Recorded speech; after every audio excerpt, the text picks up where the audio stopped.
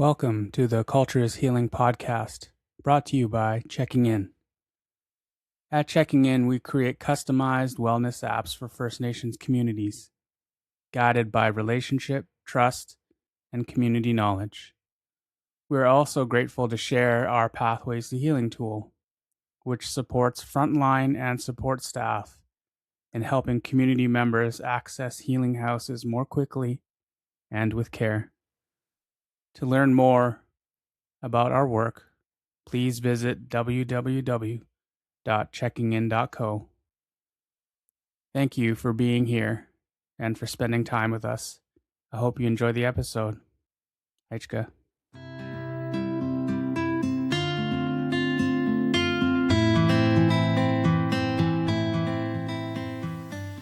Aichsquel, each while, Antapa Hokoletsa, Neat Staminas, Halalt, Kawatson, Liaxon. Hello, everyone. My traditional name is Hokoletsa. My English name is George Harris Jr., and I'm calling today from my home here in Staminas. This is the community that my father is from. This is the community that my mother married into. And this is the community that my siblings and I were raised in. I belong to George Harris Sr. and my late mother, Sylvia Harris. My grandparents from my father's side of my family are the late Lawrence and Irene Harris. My grandparents from my mother's side of my family are the late Bernard and Nora George. My familial connections to Halalt come from my mother Sylvia and my grandmother Nora. And my connections to Kawatson come from my grandfather Bernard.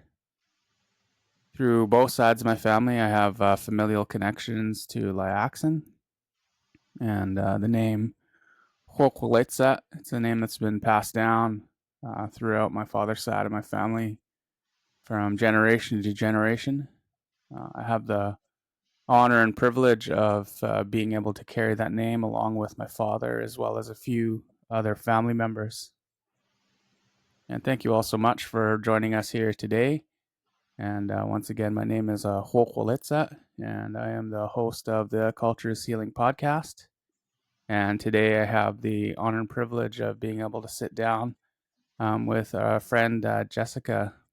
And I'd like to open the floor to Jessica to introduce herself to you all today.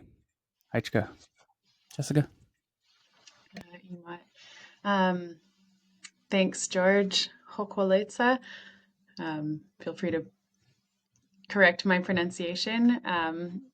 Danse Kioao, Jessica Johnson, Nisika-son, Nimietan and Wapamitin, Aja Chepot, Emot Kwat Kwaigan Kwat Kwananape, Heha Emot Thok, Chigetoje at Kaimuchmenan, Hega Jessica Johnson at Nan, Hat Amen Kaimuch Asnete Egije.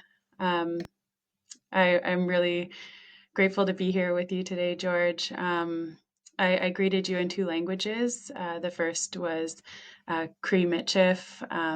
My mom's side of my family comes from a distinct line of the Métis, the Callahoo line, which I guess the patriarch of that family was Louis Callahoo, and he settled into a community in Cree territory in what's now Alberta. And so I'm Métis on my mom's side. My dad's side were some of the early settlers of the Okanagan Valley, with most culturally identifying with German and Italian, as those are the languages my grandparents spoke. I greeted you in two languages, though. The first being from where my family comes from, and the second is the Ayajutham language. I've married into the Tla'amin community here, and I said, how are you all? It brings me good feelings to see you today. I said, it's a beautiful day.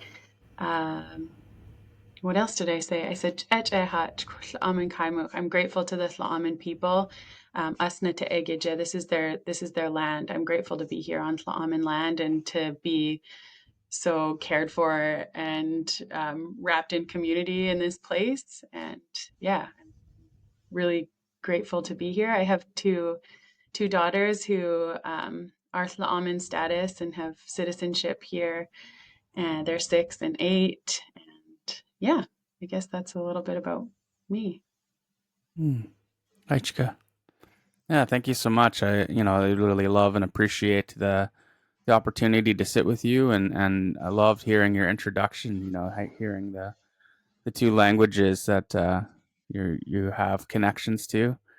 I think it's beautiful to be able to share our language and continue on in that process of our people reclaiming our language. That was, our languages were nearly lost, and so it's amazing to hear our relatives be able to share their language. So, Aichka. And thank you so much, and for your time today, as well as your willingness to share with our community here. And we always love to share. Our the name of our podcast is called "Culture is Healing." This is something that means so much to me and so much to our people. Our culture is something that is so powerful, and it brings so much healing to our people, and it is now something that is being brought into the Western world. And I'd love to be able to hear your thoughts. When we share and say culture is healing, what does that mean to you in your walk in life? Yeah, I think that the name of the podcast, Culture is Healing, it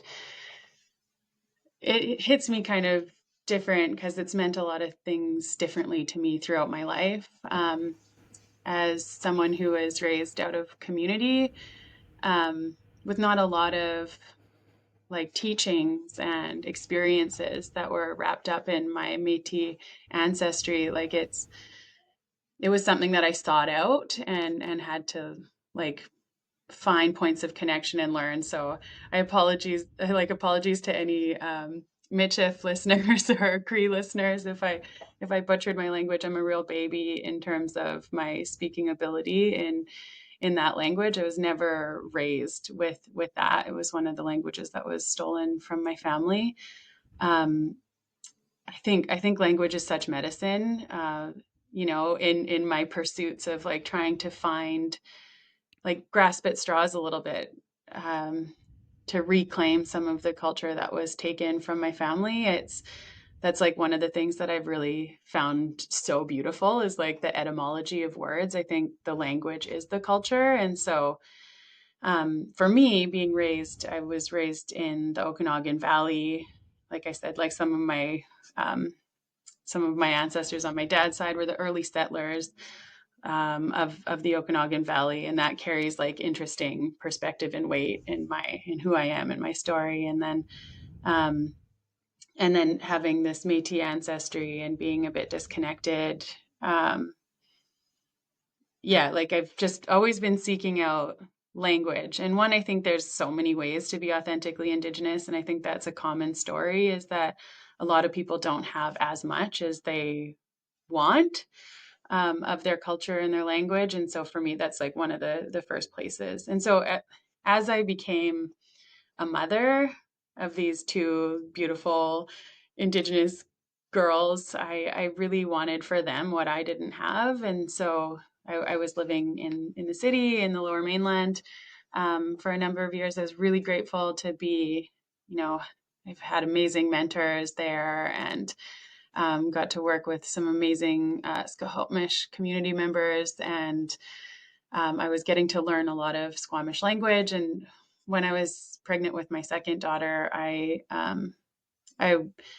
my husband and I really made a very conscious decision to return to his homeland, his territory, um, where my girls would have have the opportunity to learn more language and their own language and feel immersed and, like I said, wrapped in their culture. And that was really important to us. So for me, when I think about culture as healing, I think, yeah, being able to provide for next generations, like being a good ancestor in ways that are making them have the space and experiences that we didn't have. And so for me, it's like it's interesting because I often struggle with this like want to be like just so close to my babies and um integrated into their lives. And but I also have this important work. I currently work as the district principal of Indigenous education for Cuthet School District, um, which is like such an opportunity to not just make an impact in the experiences and the learning that happens for my kids, but also for Indigenous kids in this region. And yeah, so I kind of carry it in two distinct places that both have significant importance to me. I don't know if I answered any of that Mm. question.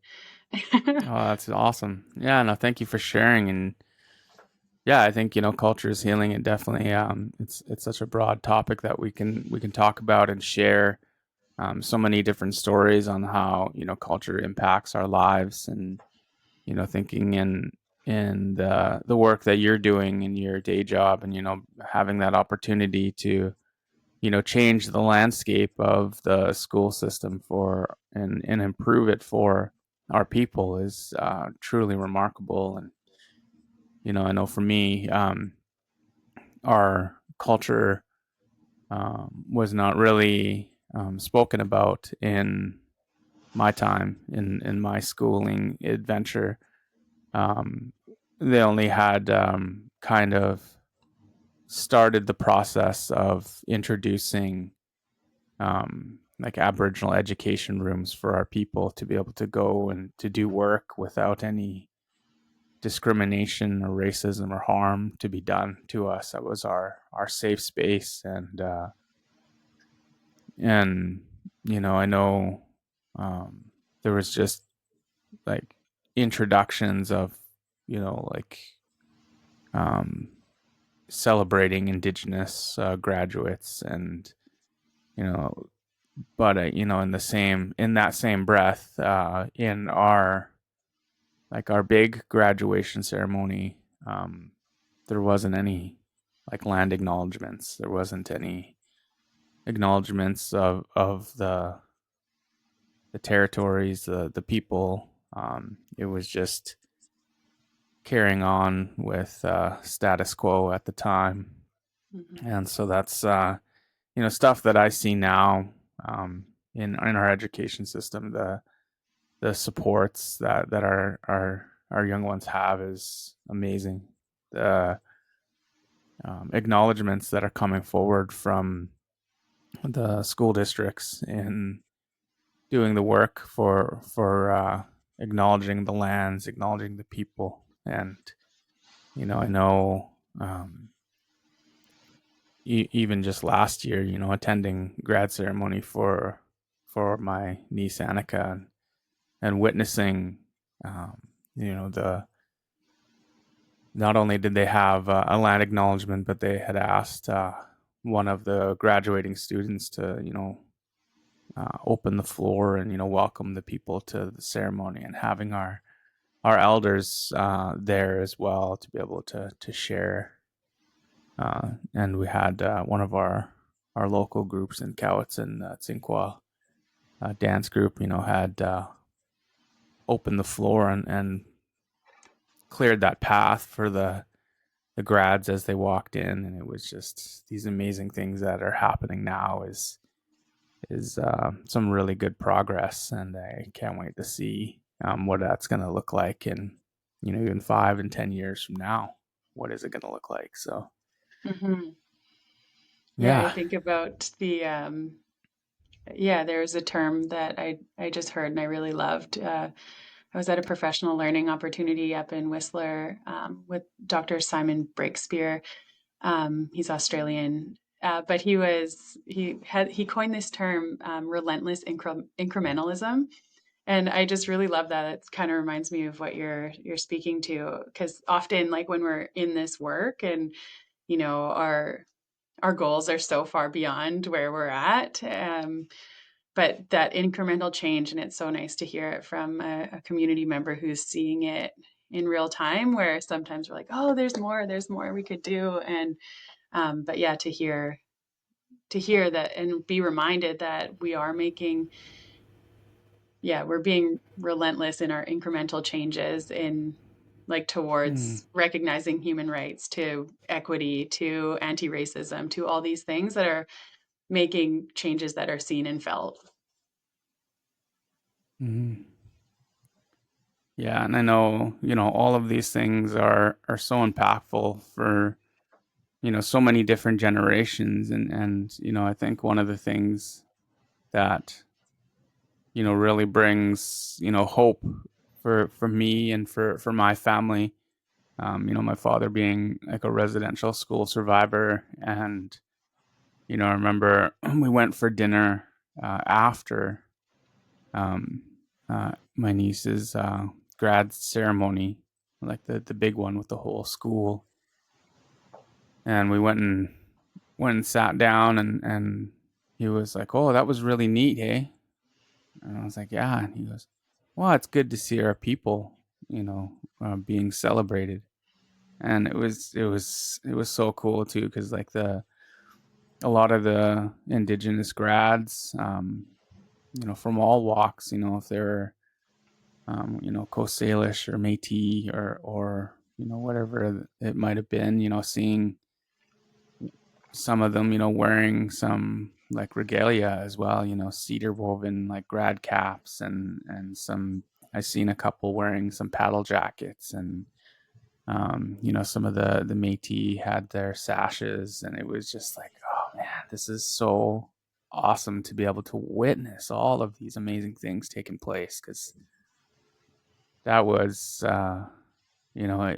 very, very few and far between, for me and my generation, and even my, looking at my sister's generation as they navigated this world as well. And we had a little bit of overlap in some of our teachers, and we both, me and my sister Iona, had some experiences with the same teacher, being racist. She had my mom had a um, uh, it was like a ribbon that went over and around my sister's neck, and it had some indigenous designs on it. And the teacher had made some racist remarks to her, and for me, I didn't have any of that, but I had a cedar woven cap, and he said I looked stupid with that hat on, and I was just like, oh man, like can't wait to get out of here, like. And yeah, and it was just kind of interesting, and now it's different. Like people are encouraged to have those uh you know garments on, having the cedar caps and having the regalia on, and it's celebrated now, and I think it's so awesome to see. Hmm.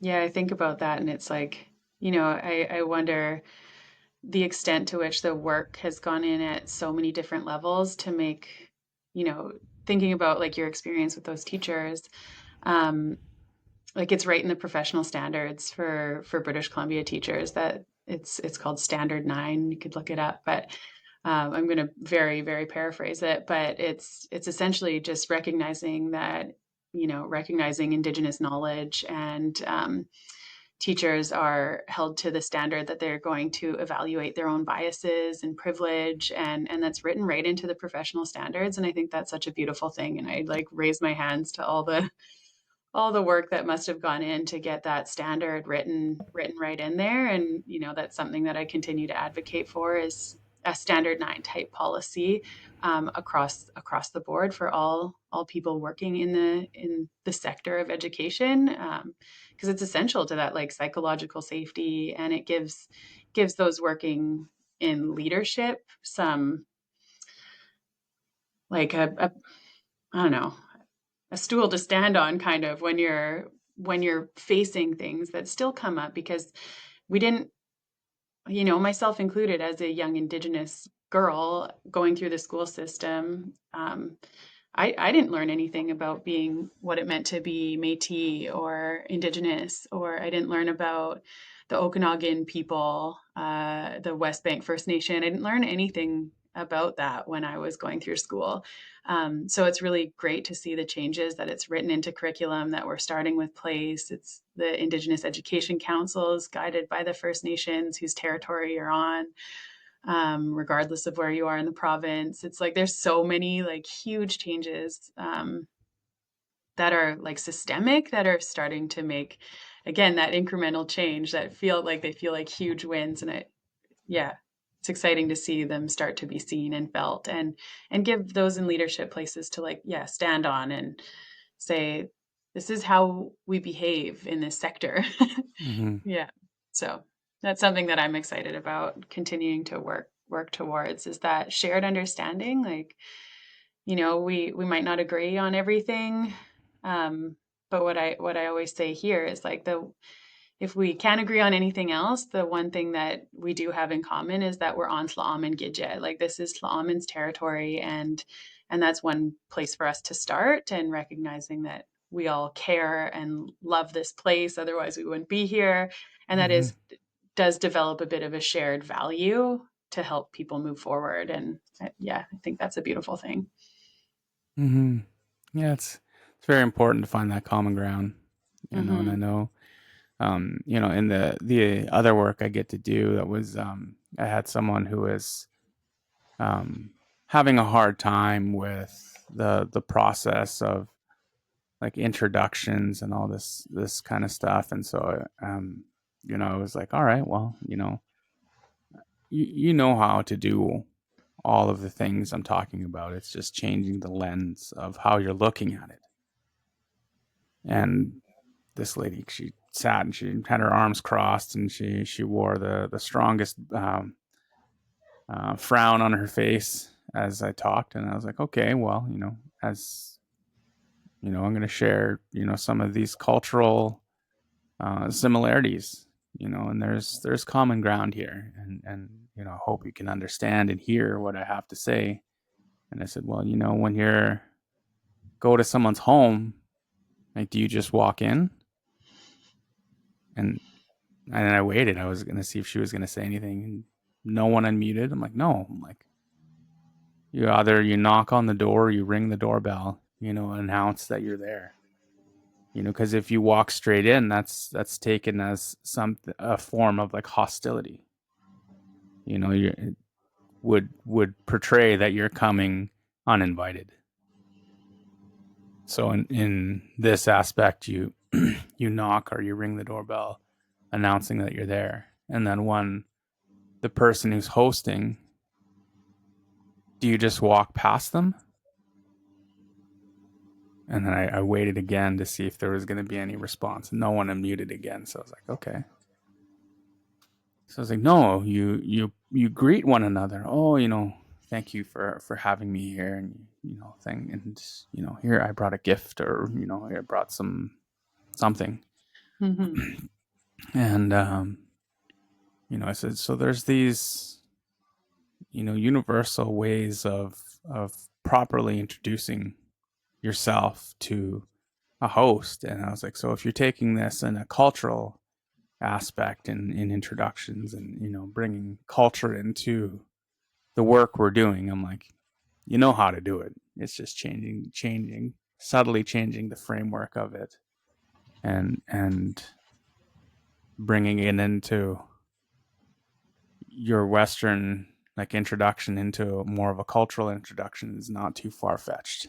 Hmm. And so I was like trying to help find that common ground. And yeah, that Providing a lady. little stepping stone. Yeah, exactly. And yeah, so that was kind of some of the stuff I get to do on my other job, and it's just, it's interesting to see some of the perspectives that people carry with them, and like you were sharing earlier, some of those, um, you know biases that people carry within them, and whether and I think that's kind of the important thing that's happening too now in the work that you're doing in the education system, and the work that your colleagues are doing is helping educate people of what happened in the past, and getting a proper lens on all of these things, as well as kind of moving that agenda forward, and introducing more of the cultural aspect of the work. And I worked in a school for our relatives just north of me in Snuneymuxw, and um, every morning we had the opportunity to greet our young people, and they would we would in our language, ait snate is or not ait snate, ait nateth is good morning.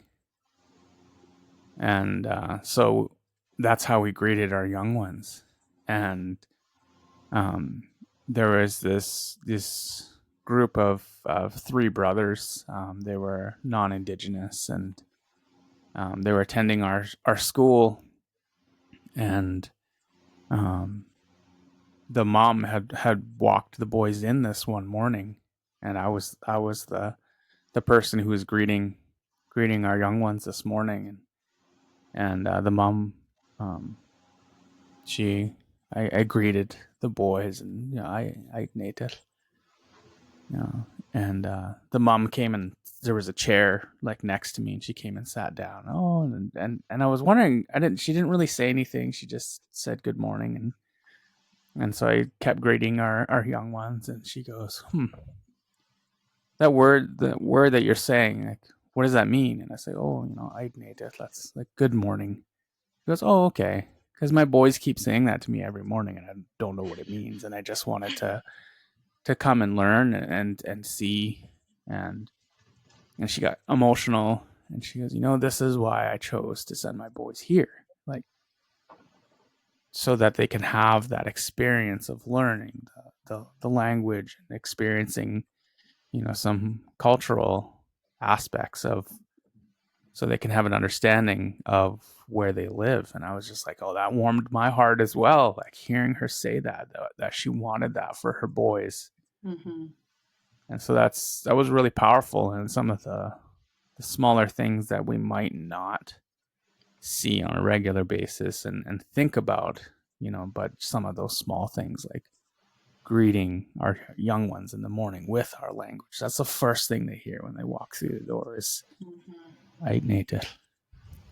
Yeah, So it yeah. is so beautiful. A lot of, I think maybe all of the schools, all of the elementary schools, I think, as part of their morning announcements here, greet the students and I them, and it's so beautiful to hear. And they say like their happy birthdays at one of our schools that's French immersion. Also, they'll do all three languages, and Mm. they read their announcements, and they do parts in all three languages, and it's so beautiful to hear it included. And when you walk into the doors, it'll say like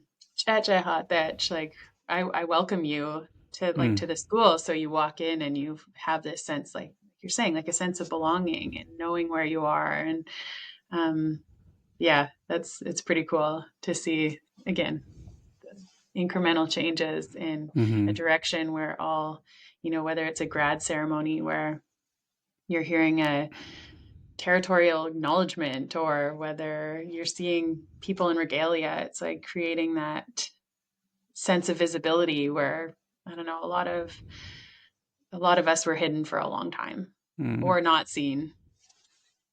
Yeah.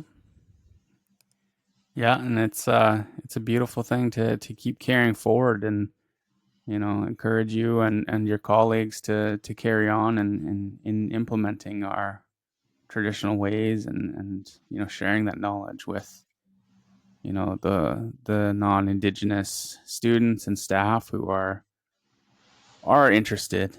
And so just thank you for the work you're doing, and thank you for the work that your colleagues are doing to bring that awareness into the world, to really help educate our future leaders.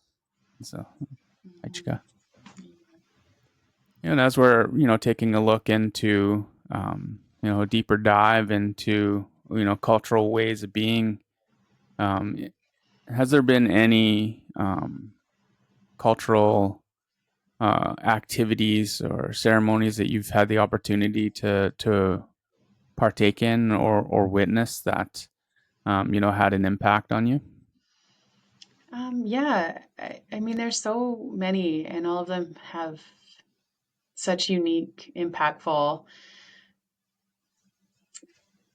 Yeah, I've just experienced all these different things from different places, and whether it's a simple like ta'au or teaching around, when you're doing something really joyful on the land. Like one of the things I love to do with my daughters is harvesting. We'll go out and pick mushrooms in the fall, or we'll go fishing in the summer, whatever it is we're up to. But that brings my spirit so much joy. And so when I think about one of the teachings that I received when we were running one of our programs in the school district was that you have to call your spirit back, otherwise it wants to stay. And so there's, yeah, it can be like the simplest little practice of reminding your spirit to come along with you. It's time to leave the woods. Like that's had an impact in how I live my life and think about myself in space and on the land. So there's small ways and big ways, and um, small and sacred ceremonies. Like there's such a spectrum. Um, One of the things that I think has been like most impactful for me personally is um, getting to participate in this Ayajutham language fluency program that's happening right now through Tla'amin Nation in partnership with the University of Victoria. Um, you know, there's, like I said, in the program, there's small and big ways. It's so beautiful to see. There were, I think, initially 51 students registered in this program, so it's huge, the interest in people from like fluent speakers who are keen to learn the orthography and learn to be able to write and document what they know, to people who have never heard, like who grew up out of community and haven't heard or got to speak their language yet, and then everyone in between. And that's been so impactful. We've had 2 weekends so far where we've gathered in person, and elders are there to support our learning. We're doing listening exercises. There's, yeah, all through this lens of the language. That's been really, really impactful for me. Yeah, and then through the work that I do as well, in my district principal role and in the past, in other roles I've had in Indigenous education, um, we've got to expose staff to practices like the sweat lodge guided by elders. We've also done that with students. We have a number of different events that have carried on, some of them from the amazing people who are doing the work in this region before me. Um, One of them is called Story to Song, and it's this awakening of music, like traditional type songs that students are learning the process of participating in, like catching songs from their environment. So we spend 3 days in a cultural retreat where they get to experience a sweat lodge. They have an elder who guides the practice of the sohothot, so a spiritual bath. So going into the lake, in a good way. And it's funny because you earlier mentioned, like, do you go into a guest's house and, just like swing open the door and make yourself welcome? Or do you introduce yourself? Do you knock? Do you like, and that was one of his teachings when we went to do the Sohothot. He said, oh, when you're entering the water, like that's not our domain. That's not our home. That's the home to a lot of our relatives, but it's not our home. So when you go in, you enter calmly. You don't just go sprinting in, splashing around and causing a ruckus. You wouldn't do that in someone's home. So you put your hands in the water, you introduce yourself, you do it in a good way so that the relatives in the lake or the ocean or the river, wherever you're taking your sohothot, are, you know to expect you and know who you are. So that it was funny. I made a real connection there when you were saying that. So There are a lot of cultural activities that one I try to participate in regularly, but it's also important for me as part of my work to make sure that these are experiences and guided with the advice of community and elders to make sure we're offering the things that they want to see people have the opportunity to learn about and experience.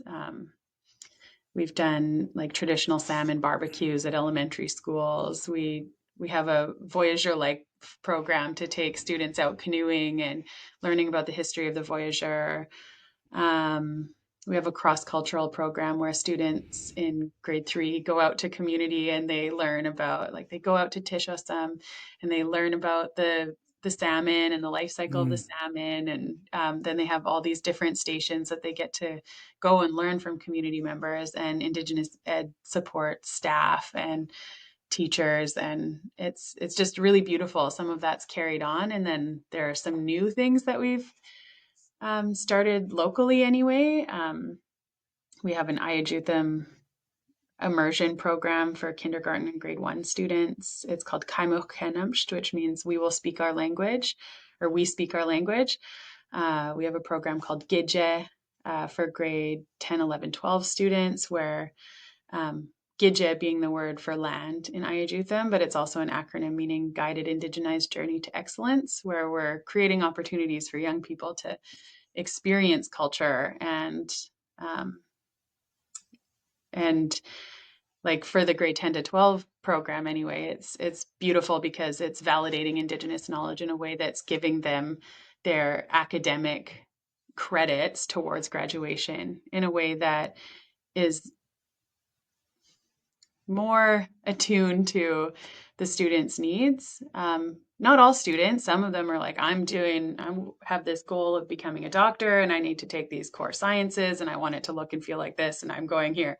Some of them are just like so enthralled with being on the land and getting to mm, learn in these hands-on, like really rich um, cultural, it's like a cultural immersion experience. So that's, yeah, we're trying to make sure that the offerings that happen locally are aligned with the different Indigenous people, but all like ultimately guided by Tla'amin and their hopes for what they see offered in their community and in their region, so that we're not having generations of people go through school anymore where they can say, oh, I didn't know that, or oh, I didn't know I was on Tla'amin land, and I didn't know that, because that's the story for so many of educators, grandparents, parents. Their experience was far different than their children, and in my opinion, that's a really great thing.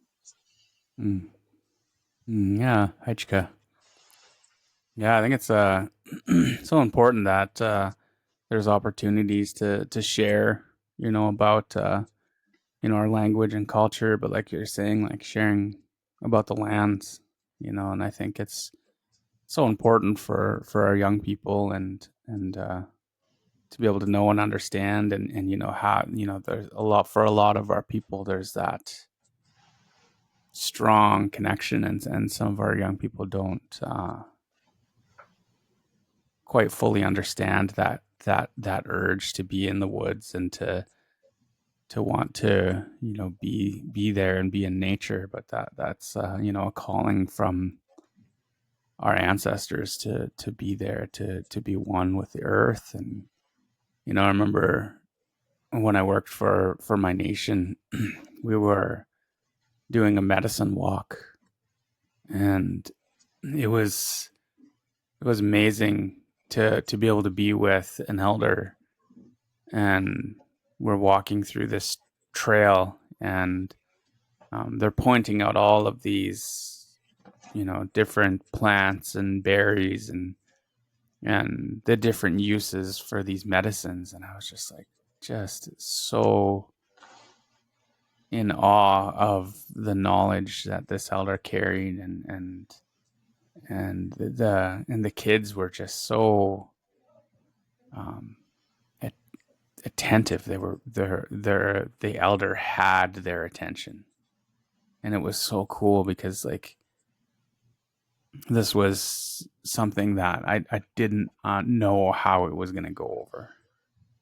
Oh man, it was so cool. And I just loved that.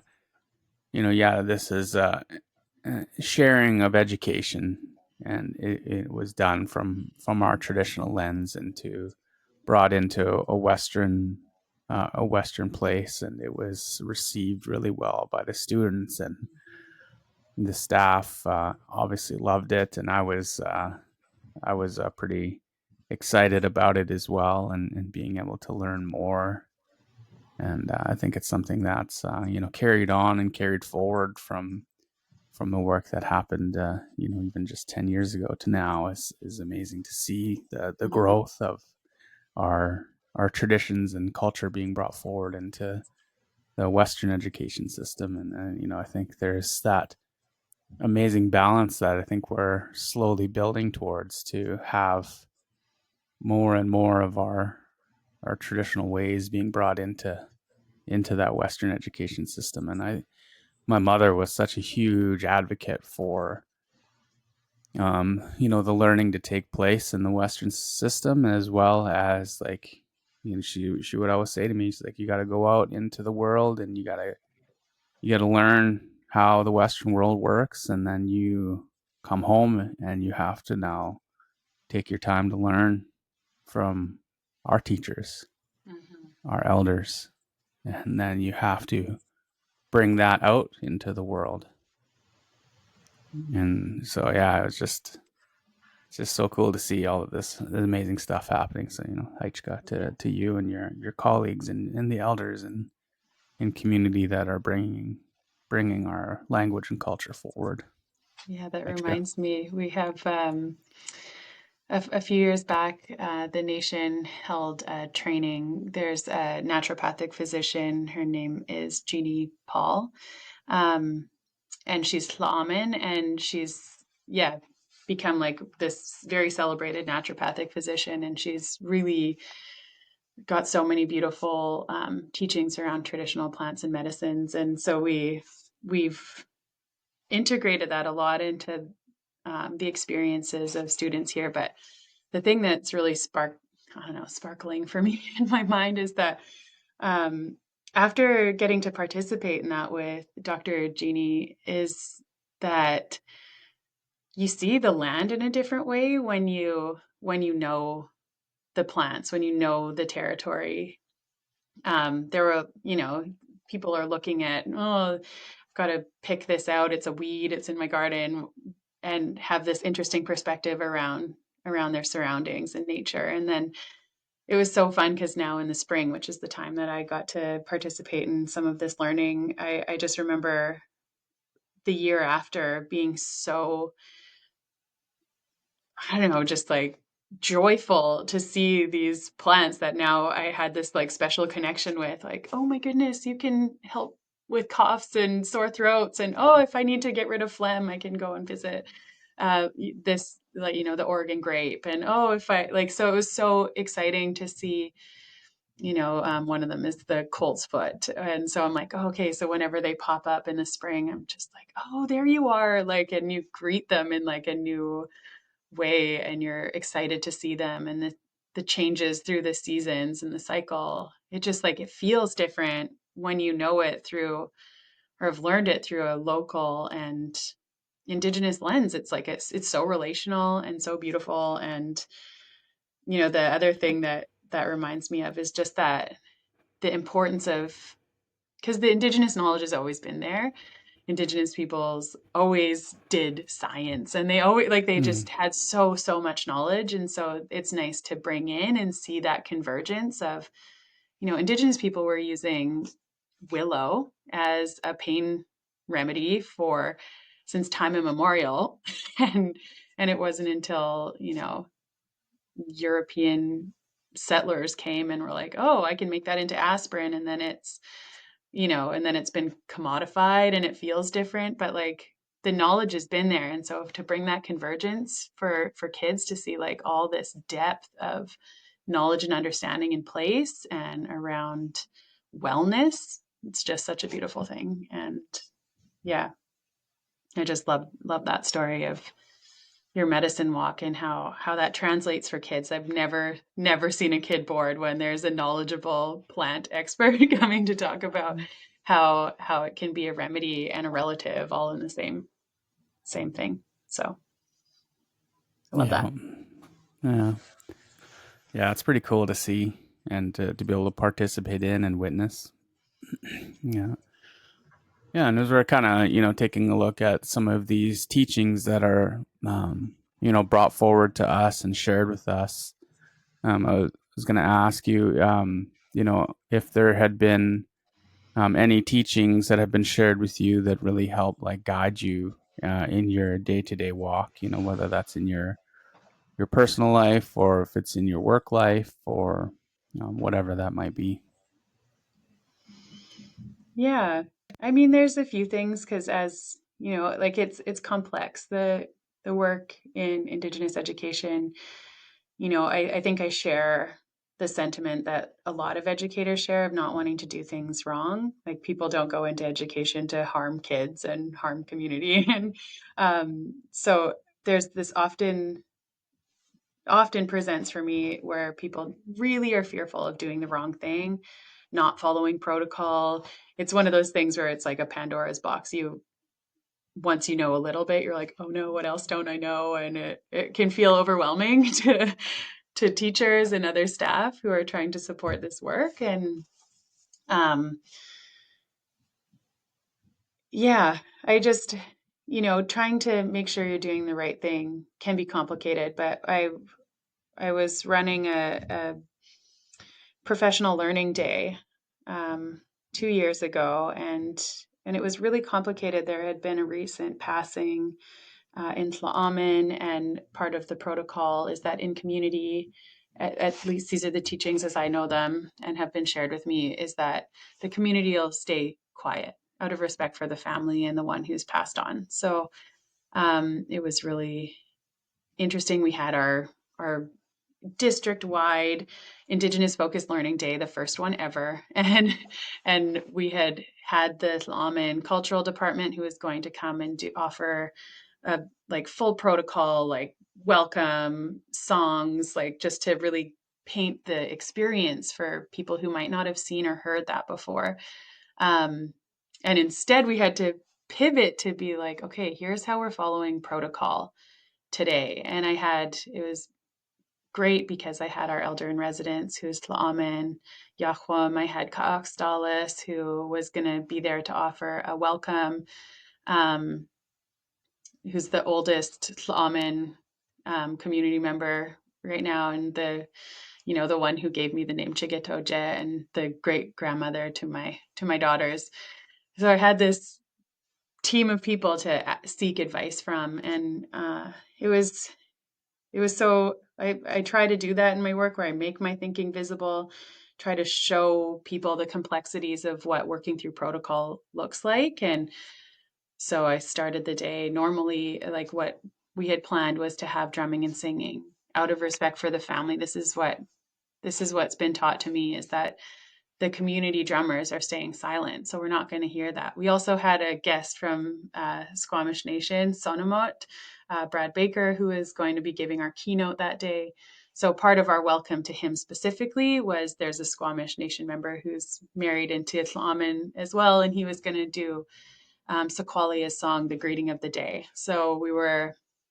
And so I had this beautiful opportunity to ask these, treasured elders and knowledge keepers for me in real time and in front of others. Okay, how do I follow protocol? How do I do my best work here? How do I make sure that people can see what's happening? And they decided that, oh no, like when you have a special guest, it's important to honor your guest, and our drummers aren't singing out of respect for the family. That's happening in community, but here at the school, you should welcome this guest in a good way. So we still had a drummer there to welcome him, and so it's like, so you're not hearing Tla'amin songs as part of this welcome that I had envisioned. And then but we are hearing this song for this reason, to welcome our guest, and then it was also very close to Ka'akstalis, Elsie Paul. It was close to her birthday. And so I had planned to surprise her and sing happy birthday in Ayajutham with the entire, every staff member in the district. Um, and and then I had to sneak to Yahweh and say, okay, what do I do? I want to, like, is it okay to sing in Ayajutham for Elsie? Because, and again, like, so it was like negotiating this difficult situation of what protocol looks like, what being a good guest in Tla'amin territory means and looks like in this moment. And so I just tried to lay it all out there for people to see, like, this, and you're not always going to get it right. And that was one of the teachings that I wanted to, share as part of this. One of these things that I think about often in my daily life and in my work is that I'm always, am I doing things right? And one of the things Yahweh shared with me that day was, like, you're the one doing the work, so you're doing it right. And if you're messing up, you're still doing it right because you're the one doing it, and you're going to learn from that mistake and you move forward. And so that gave me a lot of, yeah, it allowed me to take a deep breath and say, okay, I am, you know, I might not be doing things perfectly, but I'm making a really good attempt and doing the best I know how right now. And if I learn differently in the future, then I'm going to do it differently in the future. And I'm going to raise my hands to those who have the courage to, like, speak their truth and tell me what I need to do different in the moment. So I think that that one teaching has been really impactful for me, both professionally and personally, is that if you're the one doing it, then you're doing it right, even if you're not. So Mm, yeah. Yeah. So just kind of, thinking about, what you shared, some of the teachings that are brought forward into, the classroom and into schools. A teaching that really came to mind for me was, um, I know, and kind of along the same lines of passing of a community member in my community, to help protect our young people, for the 4 days of the time of someone's passing up until their time we lay them to rest is a very sacred time in our community, and we're always mindful of our young ones, and during that time, and even if it's during school, we always make sure that our young ones are kept inside, to help, that we can keep an eye on them and help protect them through this vulnerable time in our community. And I remember having to help educate a parent who was concerned because I think there's um, there are obviously parents are asking asking their children, oh, how was your day, what did you do today, kind of stuff. And obviously this young person had shared that um, they didn't go outside for recess and for lunch break and all these other types of things that normally take place. And so the parent was like, came in and was upset and was like, oh, like, why are you punishing my child? Why are they kept inside? They should be able to go outside for recess and for lunch break. And so, obviously we're allowed them to share their feelings and be able to voice their concerns. And then I said, yeah, thank you for advocating for your young one. Um, this in our community, we've suffered a loss, and sharing some of these teachings of caring for our young ones, making sure they're kept inside, and so there was a really like amazing opportunity to share some of those teachings that we're implementing into their young person's life, and yeah, that really changed the dynamic, and really changed the tone of the meeting as I had that opportunity to share with this parent why we're doing what we're doing. And so then from that, we were like, all right, like, um, if there are any others um, we should address, maybe we can do that during like a parent teacher interview. And so there was a couple of teachers who were not from community, who wanted some of our community members to share with the parents. And so some of us, like local people, had the opportunity to share these teachings with the parents just so that they were aware. And so that's something that's um, implemented more on a more regular basis now. But I think there's, um, all of the non-Indigenous students that are coming into community now are from the same family, so it's becoming less likely of newer people coming in, because, well, I guess there Mm-hmm. had been a few, but they've already been kind of made aware of some of the traditions and protocols that we carry in community. So Mm-hmm. yeah, that's the kind of stuff I think about for traditions and teachings that have been brought forward into the Western schooling system. Yeah. Yeah, it's pretty amazing to see and hear how open the world has become to hearing all of our traditional ways. So, Mm-hmm. And the mm-hmm. continued generosity of communities to share, these beautiful ways that they've successfully like caretaken these places and, done it in a good way for forever. So there are points where points of conflict where, not everyone has that same openness in their heart and mind yet. And I think in situations like that, I just am always astounded by the continued generosity of community, of La'amen specifically here, to continually give and share their teachings and their knowledge with others. And yeah, it's something that yeah, like I hope to, when I grow up, I want to be like that. I want to be a good ancestor. Yeah. So, Mm. Yeah, and I think yeah, even just hearing you say that too, like I think about my grandma Nora. She was always so willing to share teachings with non-Indigenous people. mhm, But she always, said, if you're wanting to like come and learn, you got to come with like an open heart and an open mind to be able to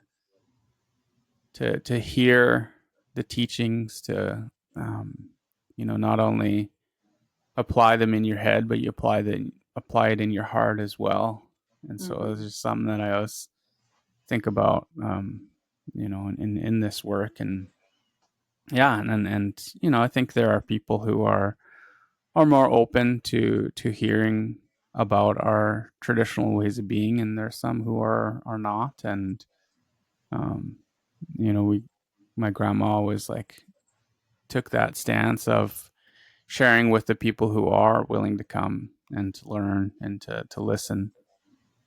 And yeah, so that's kind of the hopes and prayers that we got for all of our siya, all of our friends who've settled into our lands and our territories, that they can continue to come and approach our people, our culture, and our language with open hearts and open minds. mhm, Mm. absolutely. Yeah, and as we're taking a look into sharing those teachings that we've received, I was gonna open the floor to you and ask you if you had any teachings or words of advice to share with the listeners of our Cultures Healing podcast. Yeah.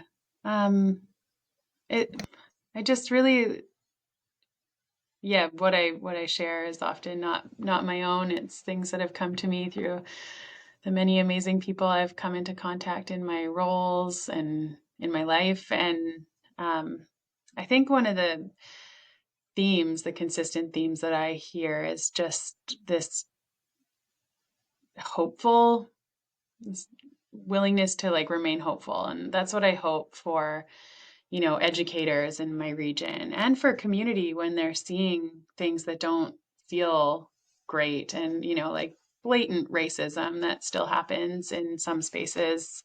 Um, just that like everyone remain hopeful and that we continue to like I said earlier, that relentless incrementalism, like that we continue to strive to move forward and move forward with courage and compassion. Because like you said in that story where this parent is advocating for their child, if you hear that with compassion, then you're hearing their care for their child, not their lack of understanding of protocol and teachings. And so you can approach things in more of a gentle and open way that's going to call more people into understanding. And I think that's, yeah. So I think hope, compassion, courage, I think those are, thinking about the teachers or teachings of Yahweh when he said, do the work, be the one doing the work, and you're going to be doing it right. And if you have the relationship and the privilege of having someone correct you, then yeah, take that as a compliment, because sometimes people get defensive when Mm. people make suggestions about their behavior or their conduct or the way that they're doing something. And I think it's just such a compliment, and that's such a subtle mind shift that can really impact how people take constructive criticism or teachings in a good way. Yeah, and it was funny. It was like, okay, I'm going to start my day in a good way. So, because I was super nervous about this podcast. Mm. And so I was on the treadmill and I was listening to, one of those trainers in your head. So, and one of the things they said was, they were quoting, I can't remember who the quote was by, but it was something to the effect of sometimes you need to stop listening to the thoughts in your head and start doing the talking, Mm. um, which I really loved because, often if I'm depending on my own wellness, I'll be listening to some negative things that my head thinks up.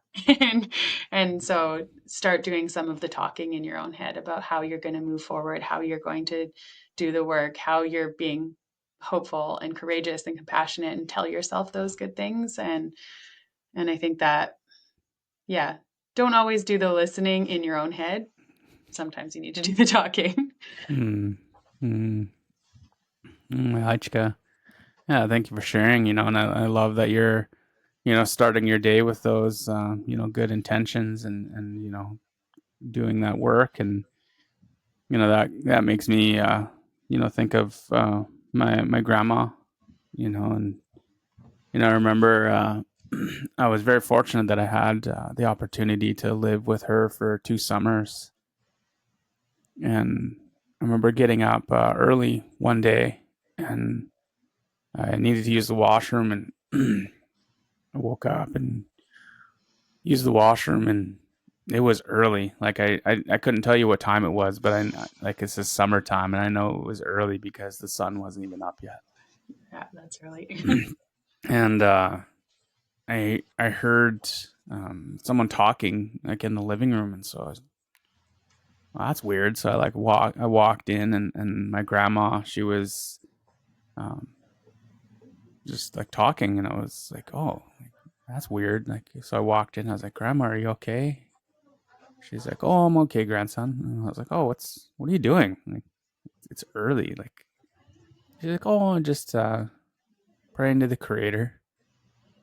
And I was like, oh, I'm like, okay. I'm like, why? Like, it's early. Like, kind of didn't really compute. And then she, shared a teaching with me that's lasted with me until, into my adulthood. And she's saying, like, I always get up like every morning, and I always pray to the Creator for wisdom, strength, and guidance. She's like, I always pray to the Creator for wisdom to know what I need to do throughout the day. to know the work that I need to get done in the day, and the strength to be able to carry out all of those tasks that I need to do throughout the day, and the guidance for a creator to continue to guide my footsteps moving forward. And so I carry on that tradition before I start my work. I always light a candle and think about those words my grandma shared about wisdom, strength, and guidance. And so that's I love that you're setting that intention for yourself, and and carry on in the good work that you're doing. And thank you for sharing those words of wisdom and with our listeners here today. And really appreciate you taking the time to come and sit with us here. And yeah, I would just love to open the floor for you to be able to share a little bit about the work that you're doing in your day job, and promote that Aichqualo and those good feelings that you're bringing forward into the work you do. Hmm. Like, yeah, I don't know if I need to plug my work. It's hard because it's often the unseen things that we do and try to do that, shape if we're doing things in a good way. And like you said, intention is everything. So I try to, carry the thought of, my first job is raising strong, happy kaimuk, like these strong indigenous children. And so like for me, I think about them, and then I think like makes it really simple when I'm doing work, because it's like, what would I want for my children? And then, is the work we're doing in the best interest of all children? Like, so it makes it really clear. I have a very clear North Star that's what guides the work that we do. And, if anyone wants to talk about like, yeah, education, I'm always super curious to, I think there's lots of changes that continue to need to be made, and systemic changes, and changes in individuals where, yeah, we need to support that personal work as well, and continue our own learning journeys. And but yeah, I'm always open and curious to hear other people's thoughts, and not not necessarily married to any of my own thoughts. And yeah, I'm just really grateful that I got to have this conversation with you today, Hmm. and thanks for inviting me. Yeah, thank you so much for your time and your willingness to share. And yeah, I appreciate all the teachings that you brought forward, and sharing from the heart. I think those are things that we can bring forward our listeners, and bring forward out into the world, those Aichqualans, those good feelings. And yeah, thank you so much for your time. And thank all the listeners who continue to come back to hear the conversations, the amazing conversations that I get to have with all these amazing people. And yeah, I hope to catch you all in the next episode. Take care, everyone. Haichka. Emma Huiga. Hey, wet.